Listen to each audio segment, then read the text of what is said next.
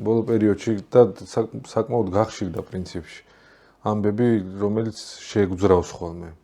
მოზარდების ძალადობას გულისხმობ რაღაც დაჯგუფებები ყოფილა თბილისში, რომლებიც სასტიკად უსწორდებიან თანატოლებს. თუ არის საშუალება მშობელმა ამოვიცნოს, რომ მისი შვილი ასეთია და მეორე კითხვა არის, როგორ მივხვდეთ თუ თან ის ბავშვები, ვისაც ჩაგრავდნენ, სახლში არ ამბობდნენ, სავარაუდოდ და ის მიკვირს როგორ ვერ ხვდებოდა მშობელი და ან როგორ მივხვდეთ მშობლები, რომ ჩვენი შვილები არიან ძალადობის და ბულინგს რო ეძახიან იმის მსხვერპლი. ამ მსხვერპლი ან პირიქით მოძალადე. როგორ მივხვდეთ მშობლები რა.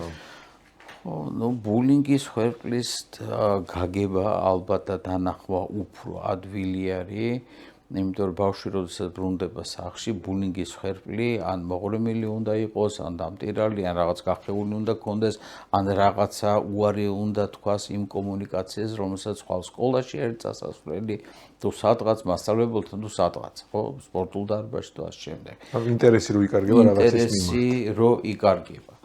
ეხა ის ვინც არის მოძალადე, იმას პირიქით ცდილობს იპოვოს მსხვერპლი და არ კმაყოფილდება იმ მსხვერპლებით, რომელიც მის ირგვლივაა.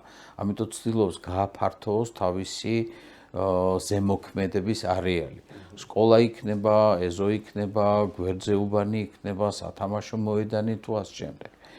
ეხა კვლავ აი ნახეთ ძალადობის გამოხატვა ეს არის ენერგიის ხარჯვა. მე თუ არ ვასწავლებ ბავშვს, რომ აი თქვენ რომ ბრძანეთ მამა თქვენმა სიგარეტზე აი ესეთი რაღაცა გააკეთა, ანუ წინა პირობა ჩაგიდოთ, რომ სიგარეტს გემოკარგი არ ექნება.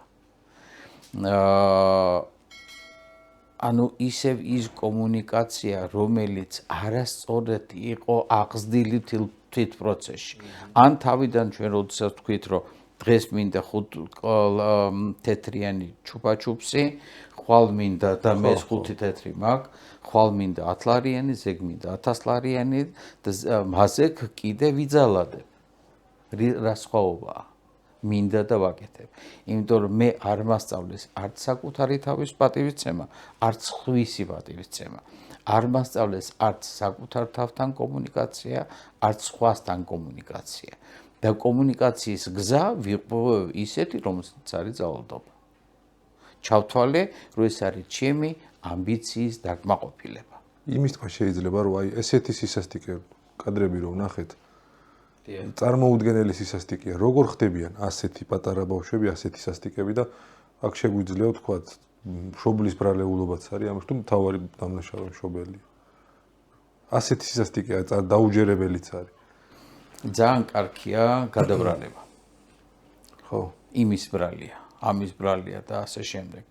ალბათ მე უფრო ვფიქრობ, რომ ეს არის განათლების ბრალი, დროის ბრალი და განათლებაში ვგულისხმობ არა განათლების სისტემას, არამედ განათლებაში ვგულისხმობ კომუნიკაციას მშობელს და შვილს შორის.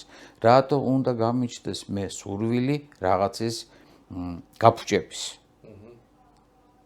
ანუ ეს სტიმულირებული იყო ფსიქოლოგიურად, ხო, ფსიქიკურად, იმისთვის რომ გაფუჭება ჩვეულებრივია.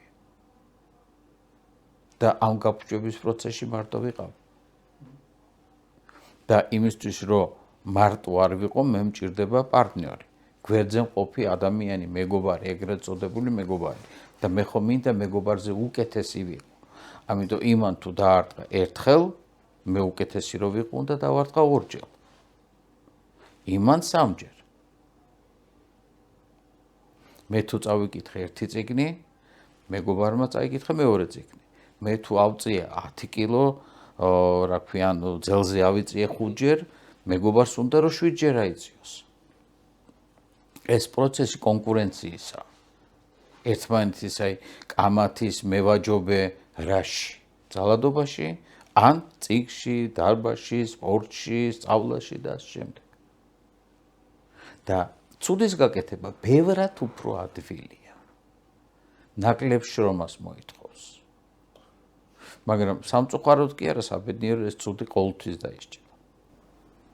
შეიძლება დღეს არ ჩანს, მაგრამ ცუდი ყოველთვის ისჭება. ამ შემთხვევაში ისინი ზარალდებიან, ვინც არ არის ვისაც არ აქვს შესაძლებლობა, რომ იმ ხელ აგრესიას სათანადოდ უპასუხოს. ხო, მაგრამ ის მეორე მხარე მაინც დაისჭება. დღეს ხვალ თუ ზეგ მაინც.